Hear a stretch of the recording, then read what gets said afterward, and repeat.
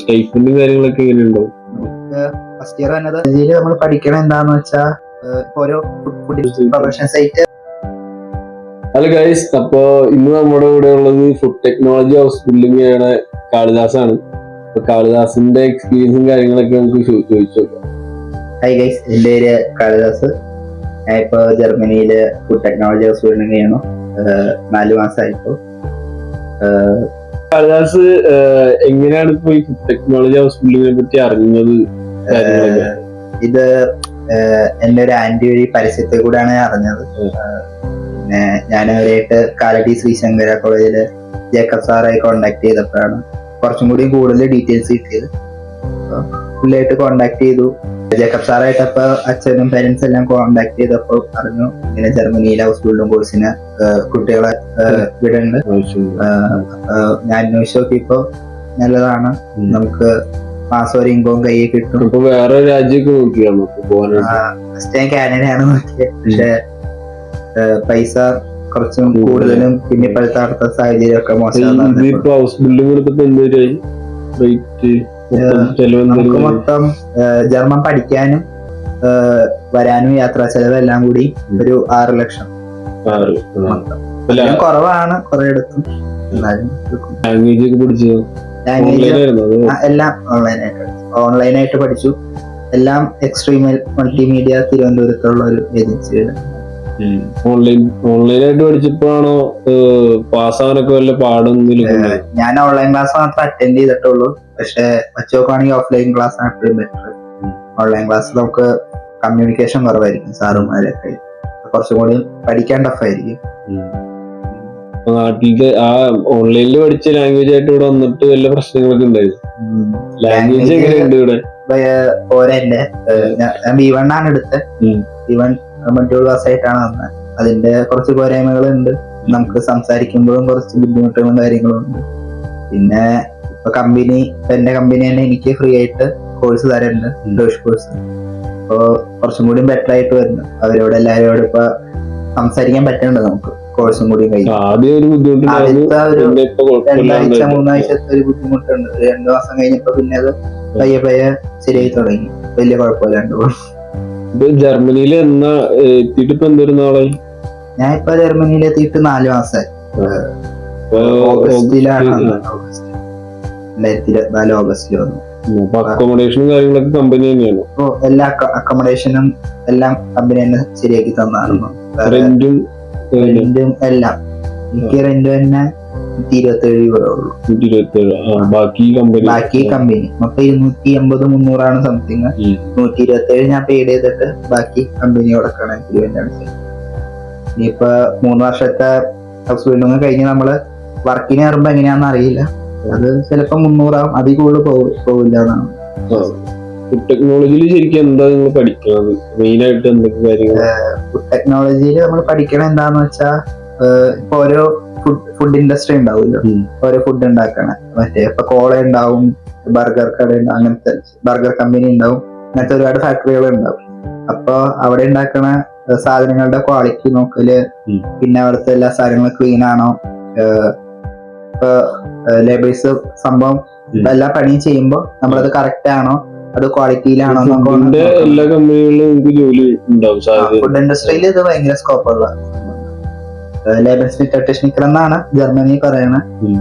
പിന്നെ തിയറി എന്താ പഠിക്കാനുള്ളത്? തിയറി പറഞ്ഞാൽ നമുക്ക് കെമിസ്ട്രി ഉണ്ട്, മാത്സ് ഉണ്ട്, പിന്നെ ഇതിന്റെ ബന്ധപ്പെട്ട കുറച്ച് കോഴ്സുകളുണ്ട്. മെഷീൻസിനെ പറ്റി പഠിക്കാൻ, പിന്നെ ഹൗസ് ബിൽഡിംഗ് എന്താണെന്ന് പഠിക്കാൻ സോഷ്യൽ ഫുഡ് എന്ന് പറഞ്ഞാൽ നമുക്കൊരു സബ്ജക്ട് ഉണ്ട്. നമ്മൾ എന്താണ് അവിടെ ചെയ്യാൻ പോണെന്ന് അറിയാൻ വേണ്ടി വേറെ സബ്ജക്ട് ഉണ്ട്. പിന്നെ ക്ലാസ്സിലെ ഡോഷിന്റെ ഇതുണ്ട്, സബ്ജക്ട് ഉണ്ട്. അപ്പൊ ഈ ക്ലാസ് ഓഗസ്റ്റിൽ സ്റ്റാർട്ട് ചെയ്തപ്പോ ഫസ്റ്റ് തന്നെ ഷൂലായിരുന്നു അതോ കമ്പനിയിലാണോ? ഇതിപ്പോ കമ്പനി ഷൂല് അങ്ങനെ തിരിച്ചിട്ടാണോ ഓരോ ഇത് വരുന്നത്? ഫസ്റ്റ് ഞങ്ങൾ വന്നപ്പോ ഞങ്ങൾക്ക് 1 മാസം ട്രെയിനിങ് ആയിരുന്നു കമ്പനിയില്. അത് കഴിഞ്ഞ് ഞങ്ങൾക്ക് 2 ആഴ്ച ഷൂളായി, പിന്നെ 2 ആഴ്ച ഷൂളെ വർക്ക്, പിന്നെ ഓരോ ഷെഡ്യൂൾ അനുസരിച്ച് മാറി. ഇപ്പൊ മാസത്തിൽ 1 ആഴ്ച ഷൂളെ വന്നിട്ട് ബാക്കി 3 ആഴ്ച വർക്കിനുണ്ട്. ഇതൊക്കെ അങ്ങനെ മാറിയാണ് വന്നുകൊണ്ട്. കമ്പനിയിലെ വർക്കൊക്കെ ഇപ്പൊ എങ്ങനെ പോകും? കമ്പനിയിലെ വർക്ക് കുഴപ്പമില്ല. പിന്നെ കുറച്ച് ബുദ്ധിമുട്ടുണ്ടായിരുന്നു ആദ്യം. നമ്മള് ഇങ്ങനെ ചെയ്യാത്ത കാര്യങ്ങളൊക്കെ കുറെ ചെയ്യേണ്ടി വന്നപ്പോ എടുത്ത് നമ്മള് മുകളിലോട്ട് കാരണം അവിടുത്തെ എയറൊക്കെ ചെക്ക് ചെയ്യാൻ വേണ്ടി അങ്ങനത്തെ കുറച്ച് ബുദ്ധിമുട്ടുകളൊക്കെ ഉണ്ടായി. പിന്നെ അവരോടൊപ്പം നടക്കാൻ പഠിക്കണം. അവര് ഭയങ്കര സ്പീഡിൽ നടക്കുമ്പോ നമ്മളങ്ങനെ നടന്നൊന്നും ശീലിച്ചിട്ടില്ലാത്തവര് പെട്ടു. അവരുടെ ഒപ്പം നടന്നപ്പോ കുറച്ച് ബുദ്ധിമുട്ടുണ്ട്. പിന്നെ ഈ ഫുഡ് എന്ന് പറയുമ്പോ നമ്മളിപ്പോ എല്ലാ ടൈപ്പ് ഫുഡും ഫാക്ടറിയിൽ നമുക്ക് ജോലി ചെയ്യാലോ. ഫുഡ് എന്ന് പറഞ്ഞാ ഇപ്പൊ നമ്മള് ജർമ്മൻകാര് ഏറ്റവും കൂടുതൽ കഴിക്കുന്ന ബർഗർ, ഇങ്ങനെ ബ്രെഡ് ഐറ്റംസ് ആണ് കൂടുതൽ കഴിക്കുന്നത്. അവരതിന് സോസേജ്, പാറ്റി, സ്മിസൽ എന്നൊക്കെ പറഞ്ഞ കുറെ സാധനങ്ങളുണ്ട്.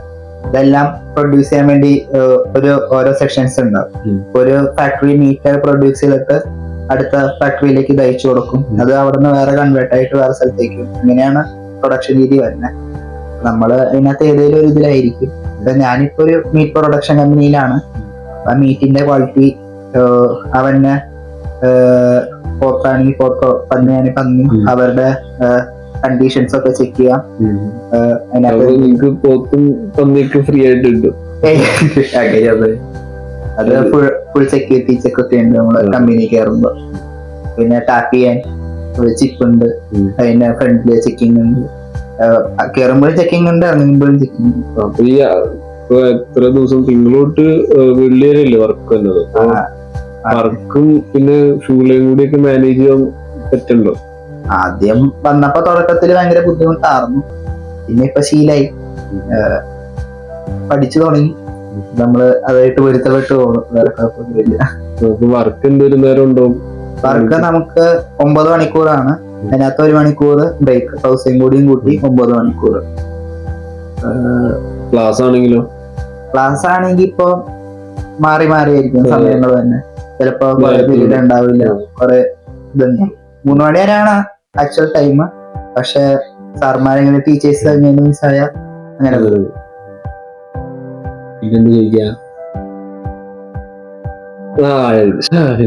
ജർമ്മനിയിൽ വന്നിട്ട് എന്തൊക്കെ സ്ഥലങ്ങളിലൊക്കെ പോയോ? നിങ്ങൾക്ക് ലീവും കാര്യങ്ങളൊക്കെ ഉണ്ടോ ഇങ്ങനെ ഓരോ സ്ഥലങ്ങൾ കറങ്ങാനും? നമുക്ക് ഉരുളോപം എന്ന് പറഞ്ഞ ഹോളിഡേ എന്ന് പറഞ്ഞ ഇതുണ്ട്. അപ്പൊ ഞാനിപ്പോ ഓഗസ്റ്റിലാണ് വന്നേക്കണോണ്ട് ഈ ഡിസംബർ വരെ എനിക്ക് 13 ദിവസത്തെ ഉരുളോപുള്ളൂ. നമുക്ക് ഇഷ്ടമുള്ള ദിവസം എടുക്കാം. വർക്കിംഗ് ഡേയ്സ് ആയിരിക്കണം എന്നുള്ളൂ. ഷൂഡേ പീരീഡിൽ എടുക്കാൻ പറ്റില്ല. നമുക്ക് വർക്കുള്ള ട്രെയിനിങ് ഉള്ള എല്ലാ സമയത്തും എടുക്കാം. നമുക്ക് അത് നമ്മൾ അവരുടെ ഇൻഫോം ചെയ്ത് വെച്ചാൽ എന്നാണ് വേണ്ടത് കാര്യങ്ങൾ. പോയി ഇപ്പോ ഡ്രെസ്ഡൻ, ഡോട്ട്മുണ്ട്, ബെർലിൻ, അങ്ങനെയൊക്കെ ബാക്കിയുള്ള ലീവ് നമുക്ക് ഇപ്പൊ ഞങ്ങളോട് എഴുതി കൊടുക്കാൻ പറഞ്ഞു. ഞങ്ങളത് എഴുതി കൊടുത്തിട്ടുണ്ട്. ഇനിയിപ്പൊ ചേഞ്ച് ചെയ്യണമെങ്കിൽ നമുക്ക് ചേഞ്ച് ചെയ്യാൻ പറ്റും. അതിനൊന്നും കുഴപ്പമില്ല. നമ്മൾ ഇൻഫോം ചെയ്ത് വെച്ചാൽ മതി. അപ്പൊ ഒരു വർഷത്തിൽ ഇപ്പോ മൊത്തമായിട്ടാണ് എന്തൊരു ലീവും കാര്യങ്ങളൊക്കെ ഉണ്ടോ? ഒരു വർഷം 2 വർഷത്തേക്ക് ഒരു വർഷം വെച്ച് 30 ദിവസം ഉണ്ട്. ഒരു വർഷത്തിൽ 30 ദിവസം നമുക്ക് വർക്കിംഗ് ഡേയ്സ് എടുക്കാൻ പറ്റും. വർക്കിംഗ് ഡേയ്സിൽ ഉരുളോപ് എടുക്കാം. അല്ലാണ്ട് ക്രാങ്ക് ആയാലൊക്കെ നമുക്ക് സെപ്പറേറ്റ് ലീവ് എടുക്കാം. ക്രാങ്ക് ആയാൽ നമുക്ക് സെപ്പറേറ്റ് ലീവ് എടുക്കാം. ക്രാങ്ക് തന്നെയെന്ന് പറഞ്ഞാൽ നമുക്ക് പൊട്ടും വയ്യെങ്കിൽ നമ്മളിപ്പോ നമുക്കൊരു അബ്സ്ട്രാക്ട്സോ അങ്ങനെ ഡോക്ടർ ഉണ്ടാവും. ഡോക്ടറിനെ പോയി കാണാം, കാര്യം പറയാം. പേപ്പർ നമുക്ക് സാങ്ഷൻ എന്ന് പറഞ്ഞൊരു സംഭവം തരും. അത് നമ്മുടെ ആരാണോ ഷെഫ് അവർക്ക് അയച്ചു കൊടുക്കുക പറയാ. ഇങ്ങനെയാണ്. അപ്പൊ ലീവ് എടുക്കാൻ പ്രശ്നമില്ല. അങ്ങനെ അധികം എടുക്കാണ്ടിരിക്കണായിരിക്കും നല്ലത്. ഒരു താല്പര്യം പ്രൊഫഷൻ സൈറ്റ് 4 മാസം തീരാറ്. ഈ മാസം അവസാനം തീരും. പിന്നെ ഇത് ഈ ലീവും കാര്യങ്ങളൊക്കെ പെയ്ഡ് ആയിരിക്കും? പെയ്ഡ് ആയിരിക്കും. നമുക്ക് വേറെ കട്ടിങ് കാര്യങ്ങളൊന്നും വന്നില്ല. നമ്മൾ അഥവാ ഡോക്ടറിനെ കണ്ട പേപ്പറും കാര്യങ്ങളും ഒന്നും അവിടെ ഇൻഫോം ചെയ്യാണ്ട് എടുത്താൽ നമുക്ക് പൈസ ആ ദിവസത്തെ സാലറി കട്ട് ചെയ്യും. കറക്റ്റ് രീതിയിലാണ് പോണെങ്കിൽ നല്ലതാണ്. ഇത് ഫുഡ് ടെക്നോളജി ഹോസ്പിറ്റലുകളിൽ എന്തോലും സ്റ്റൈപ്പൻഡും കാര്യങ്ങളൊക്കെ എങ്ങനെയുണ്ടോ? ഫസ്റ്റ് ഇയർ വന്നത് 950 യൂറോ ആണ്. അത് ടാക്സും റെന്റും പിടിച്ച് എല്ലാം കഴിഞ്ഞ് വരുമ്പോൾ 700 യൂറോ നമ്മുടെ കയ്യിൽ കിട്ടും. നിങ്ങൾക്ക് ബോണസും ഇല്ല? നമുക്ക് ക്രിസ്മസിന് ബോണസ് ഉണ്ട്. ഇനി തന്നെ ഇപ്പൊ നവംബർ ലാസ്റ്റ് വരുന്ന സാലറിയിൽ നമുക്ക് ബോണസും കൂടി ഉൾപ്പെടെ ആയിരിക്കും കാരണം. ഇതിന്റെ കൂടെ നമുക്ക് മിനി ജോബ് ചെയ്യാൻ പറ്റും.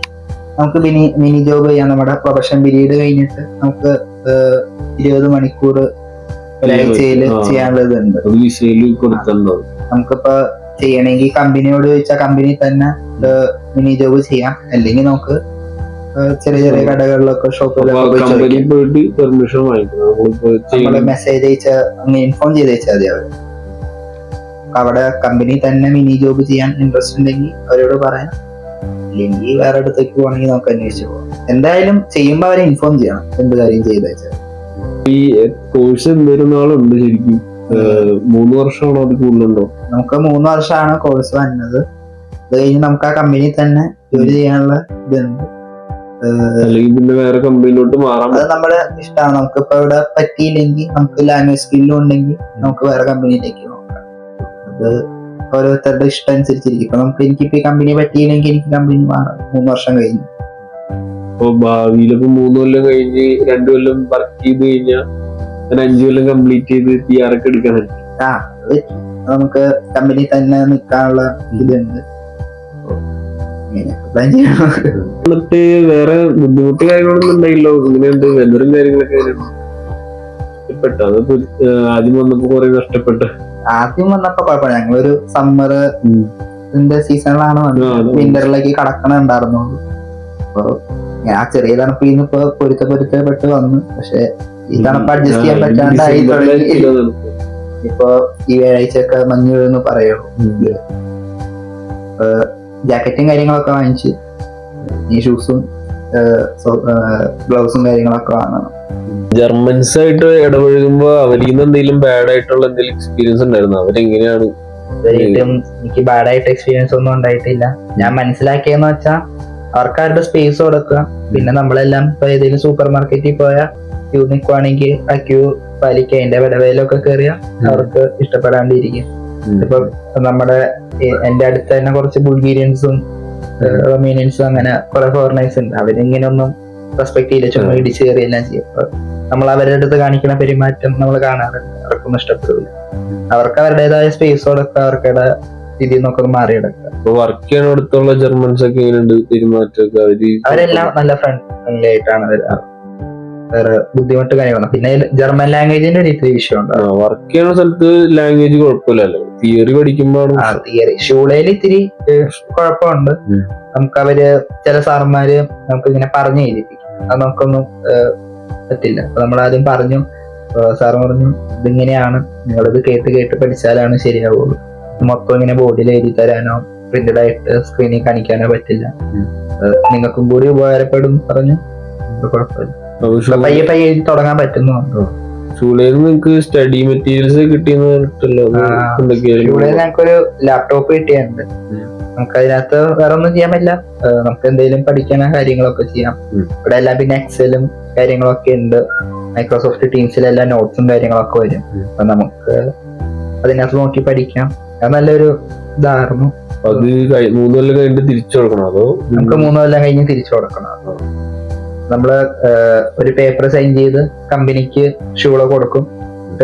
340 യൂറോ സംതിങ് കമ്പനി ഷൂളേക്ക് കൊടുക്കും. അങ്ങനെയുള്ള ഒരു അക്കോമഡേഷൻ ഒക്കെ കമ്പനി പ്രൊവൈഡ് ചെയ്യുമെന്ന് പറഞ്ഞല്ലോ. അപ്പൊ നിങ്ങളിപ്പോ ഒരുമിച്ച് എത്ര പേരുണ്ട് ഇപ്പൊ റൂമില്? കാര്യങ്ങളൊക്കെ ഫുഡും കാര്യങ്ങളൊക്കെ ഇപ്പൊ എങ്ങനെ പ്രിപ്പയർ ചെയ്യണേ? ഞങ്ങള് വരുന്നത് 3 പേരാണ്. എന്റെ അപ്പാർട്ട്മെന്റിൽ തന്നെ ഓരോരുത്തർക്കും സെപ്പറേറ്റ് റൂമും പിന്നെ ഒരു കോമൺ കിച്ചൺ, കോമൺ ബാത്റൂം ഉണ്ട്. ഷോപ്പിംഗ് ഞങ്ങള് 3 പേര് ഒരുമിച്ചാണ് കുക്ക് ചെയ്യണം, സെപ്പറേറ്റ് അല്ല. എന്ന് പറഞ്ഞാൽ 2 നേരം നമ്മൾ ചോറ് കഴിക്കാണ്ട് 1 നേരം ചോറ് കഴിക്കണം. ബ്രെഡ് ഇവിടുത്തെ ബ്രെഡ് നമുക്ക് ഇഷ്ടപ്പെടില്ല. ചിലവർക്ക് ഇഷ്ടപ്പെടും, ചിലവർക്ക് ഇഷ്ടപ്പെടില്ല. ഞങ്ങളിപ്പോ പയ്യെ ബർഗറും കാര്യങ്ങളൊക്കെ ഇങ്ങനെ ഉണ്ടാക്കി തുടങ്ങി. ഉച്ചയ്ക്ക് പിന്നെ ഫ്രൈഡ് റൈസ് അങ്ങനത്തെ എന്തെങ്കിലും ചെറിയ സാധനം വർക്കിന് മുമ്പ് കൊണ്ടുപോകും. രാത്രി വന്നാൽ ചോറും കറി. ശനിയാഴ്ച പിന്നെ എന്തെങ്കിലും സമയം ഉണ്ടെങ്കിൽ, താല്പര്യം ഉണ്ടെങ്കിൽ, ഉഷാറാണെങ്കിൽ എന്തെങ്കിലും ബിരിയാണി അങ്ങനെ എന്തെങ്കിലും വയ്യെങ്കിൽ ഇവിടെ പോകണം.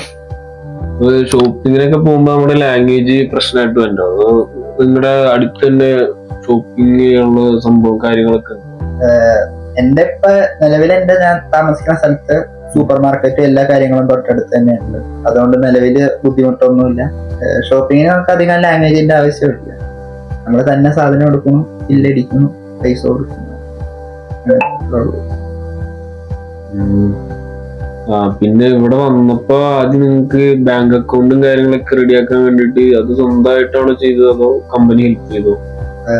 എല്ലാവർക്കും എന്റെ ഒപ്പം വന്ന എല്ലാവർക്കും കമ്പനിയാണ് ചെയ്തു കൊടുത്തത്. എനിക്ക് ചില ഇഷ്യൂസ് വന്നായിരുന്നു, എനിക്ക് ശരിയായില്ല. പക്ഷെ അവരുടെ എല്ലാ സപ്പോർട്ടും ഉണ്ടായിരുന്നു. അവർ എങ്ങനെയാ ചെയ്യേണ്ടതെന്നൊക്കെ പറഞ്ഞു തന്നു. അപ്പൊ ഞാൻ സ്പാർക്കാസ് എന്ന് പറഞ്ഞ് ഇവിടുത്തെ ഡോഷ് ബാങ്കായിട്ട് പോയി അവരായിട്ട് കോണ്ടാക്ട് രജിസ്ട്രേഷൻ ഒക്കെ കമ്പനി അതെല്ലാവരുടെ ഹെൽപ്പ് ഉണ്ടാവും. എല്ലാവർക്കും അങ്ങനെ കിട്ടണമെന്നില്ല. എന്റെ ഒരു കസിനൊക്കെ വന്നിട്ട് അങ്ങനെയൊന്നും കിട്ടി. അതെല്ലാവരും തന്നെയായിരുന്നു ചെയ്തത്. ചോദിക്കുമ്പോ എനിക്ക് ഭയങ്കര സുഖമായിരുന്നു. എല്ലാം കമ്പനി തന്നെയാ ചെയ്തതെന്ന്. കമ്പനിയിൽ ഇപ്പൊ കറങ്ങാൻ പ്ലാൻ ഉണ്ടെന്നൊക്കെ പറഞ്ഞില്ല. അപ്പൊ ഇങ്ങനെയാണ് ഈ ട്രാൻസ്പോർട്ടേഷനും കാര്യങ്ങളൊക്കെ ഇപ്പൊ എങ്ങനെ പ്ലാൻ ചെയ്തേക്കണേ? ടിക്കറ്റും ഡോയ്ച്ച്ലാൻഡ് ടിക്കറ്റ് ആണ് എടുത്തത്? ഞങ്ങൾ DB കാർഡാണ് എടുത്തത്. മാസം 49 യൂറോന്റെ ടിക്കറ്റ് എടുക്കും. ഒരു മാസം നമുക്ക് എവിടെ വേണേലും ട്രെയിന്, ബസ്, ട്രാം അങ്ങനെ എല്ലാം കയറാനും. ഇനിയിപ്പോ ഡിസംബർ കഴിഞ്ഞ് 58 യൂറോ ആക്കാൻ പോകുന്നു. ഇപ്പൊ ഫുഡ് ടെക്നോളജി ഹൗസ് ബിൽഡിംഗില് വേറെ മലയാളികൾ ആരെങ്കിലും ഒക്കെ ഉണ്ടോ നിങ്ങളുടെ കമ്പനിയിൽ? അതോ തന്നെയാണോ? കമ്പനിയിലും ഇല്ല, ഇപ്പൊ ഷൂളയിലും ഇല്ല. ഷൂളയില് ഞങ്ങള് 4 ഇന്ത്യക്കാരാണ് ഉള്ളൂ. അല്ല, നിങ്ങളിപ്പോ 4 മലയാളികൾ അല്ലാണ്ട് വേറെ ആരുമില്ല. ബാക്കി 24 പേരുണ്ട് മൊത്തം ഷൂളയില്. 20 പേര് ജർമ്മൻസ്, 4 പേര് ഞങ്ങള്. ഞാൻ കുറെ അന്വേഷിച്ച് നോക്കിയപ്പോ ഫുഡ് ടെക്നോളജി ഭയങ്കര സ്കോപ്പ് ഉള്ള കാര്യം. കുറെ പേര് എടുക്കുന്നുണ്ട് ഇന്ത്യയിലേക്ക്. അതങ്ങനെ ആയിട്ട് ഇപ്പൊ എല്ലാ പിള്ളേരും നേഴ്സിംഗ് ഒക്കെയാണ് നോക്കുന്നത്. അപ്പൊ നാട്ടിൽ നിന്ന് ഇപ്പൊ വേറെ ആരെങ്കിലും വരാൻ പ്ലാൻ ഒക്കെ ഉണ്ടോ? ഇങ്ങനെ അറിഞ്ഞു തുടങ്ങി കേട്ടു തുടങ്ങി കുറെ പേര് വരുന്നുണ്ട്. എനിക്ക് 2 പേരൊക്കെ മെസ്സേജ് അയച്ചു ഫുഡ് ടെക്നോളജി എങ്ങനെയുണ്ടെന്നൊക്കെ ചോദിച്ചു. മൊത്തത്തിൽ ഇപ്പൊ എന്താണ് അഭിപ്രായം? ടെക്നോളജി എടുക്കാൻ വേണ്ടി നിൽക്കുന്ന ആൾക്കാരോടൊക്കെ എന്തെങ്കിലും പറയണ്ടേ? ടെക്നോളജി പണിയെടുക്കാനൊക്കെ ഒരു മനസ്സുണ്ടെങ്കിൽ നല്ലതാണ്. എല്ലാം സാക്രിഫൈസ് ചെയ്യാനും. ഇപ്പൊ ഇനി പുതിയതായിട്ട് ജർമ്മനിയിൽ വന്നവർക്ക് ഇവിടെ ഹൗസ് ബിൽഡിംഗ് എടുത്ത് കഴിഞ്ഞാൽ ജോലി കിട്ടുമെന്ന് ഉറപ്പല്ലേ? ഹൗസ് ബിൽഡിംഗ് എടുത്തു കഴിഞ്ഞാൽ ജോലി കിട്ടും. അത് നമ്മളതിന് മുമ്പ് നമ്മള് വേറെ പണിക്കൊന്നും പോവില്ലല്ലോ. ഉറപ്പില്ല. അവരെ തന്നെ സാധനങ്ങൾ പഠിക്കുക. നമുക്ക് പ്രൊഫഷൻ പീരീഡിൽ എല്ലാ എക്സാമും പാസ്സാവുക. കമ്പനിയില് ട്രെയിനിങ് പീരീഡിലൊക്കെ നല്ലോണം പെർഫോം ചെയ്യുക. അത്രയൊക്കെ ആവശ്യമുള്ളൂ. പിന്നെ നാളെ കമ്പനിയിലാണ് വർക്ക്? അതോ ഇനി ഷൂലാണ്? നാളെ ഇപ്പൊ ട്രെയിനിങ് ഉണ്ട്. വെള്ളിയാഴ്ച കൊണ്ട് വീക്കെൻഡ് ആയി. Thank you Kalidas. ടെക്നോളജി എടുക്കാൻ വേണ്ടി നിൽക്കുന്നവർക്ക് എന്തെങ്കിലും ഡൗട്ടും കാര്യങ്ങളൊക്കെ ഉണ്ടെങ്കിൽ കാളിദാസിനെ കോണ്ടാക്ട് ചെയ്താൽ മതി. ഇൻസ്റ്റാഗ്രാം ID ഞാൻ ഡിസ്ക്രിപ്ഷനിൽ കൊടുത്തേക്കാം. ഇൻഫർമേഷൻസ് ഒക്കെ കിട്ടിയെന്ന് വിചാരിക്കുന്നു. Okay, by.